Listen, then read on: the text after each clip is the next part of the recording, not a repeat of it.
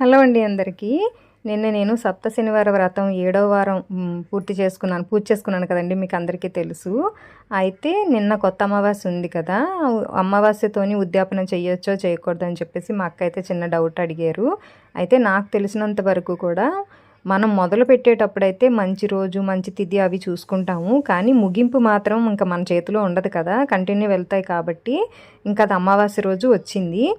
అయితే మా ఫ్రెండ్ పసుబొట్టు కోసం వచ్చారు. ఆవిడేమో సడన్గా అన్నారనమాట, ఇలాగ ఏమైనా వ్రతాలు అవి చేసుకునేటప్పుడు అమావాస్య రోజు కానీ లేదా పౌర్ణమి రోజు కానీ ఇలాగ ఉద్యాపన వస్తే, అంటే అనుకోకుండా పడితే కనుక అది చాలా మంచిది అని చెప్పేసి అన్నారనమాట. ఇంకా అది విన్న తర్వాత చాలా హ్యాపీ అనిపించింది. మనసులో చిన్న అనుమానం ఉండేది, అది కూడా పూర్తిగా క్లియర్ అయిపోయింది. పూజ అయితే ఇప్పుడే అయిపోయిందండి, జస్ట్ ఇప్పుడే అయిందనమాట. చూసారు కదా స్వామి, నా తండ్రి.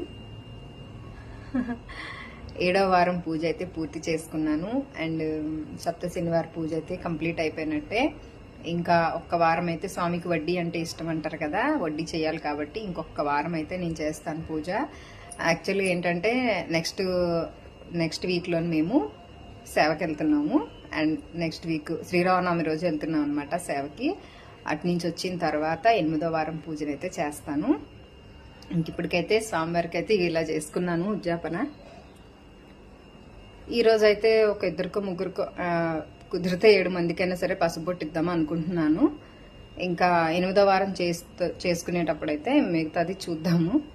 ప్రస్తుతానికైతే ఓన్లీ పసుబొట్టు తాంబూలం అయితే ఇద్దామని అనుకుంటున్నాను. ఆ శ్రీనివాసుడి ఆశీస్సులు మాతో పాటు మీ అందరిపైన కూడా ఉండాలని చెప్పేసి మనస్ఫూర్తిగా కోరుకుంటున్నానండి. టైం అయిపోతుంది, గుడికి వెళ్ళాలి. కొత్త అమావాస్య కదా, అమ్మవారి గుడికి వెళ్ళాలి. వెళ్ళొస్తాను. బాయ్.